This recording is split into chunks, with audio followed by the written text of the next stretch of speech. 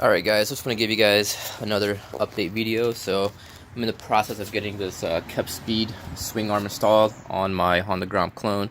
So the Honda Grom clone has the same features as the Honda Grom. The original swing arm has the rubber bushing. Let me see if I have it. It's somewhere over here. Let's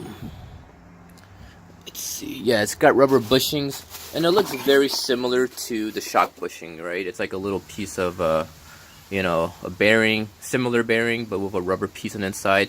And this right here supposedly pivots around, and then that rubber provides a little bit of cushion and dampening. But the problem with the stock swing arm with the rubber bushings is when you put a lot of force, like this right here sideways, and you wiggle it, it's going to be a lot of slop. With the aftermarket and needle nose bearings right here, tighten it down, there's no slop and it moves free. There's no resistance, it moves very free. Just want to give you guys a quick update video showing the big difference with this aftermarket swing arm with the needle bearings.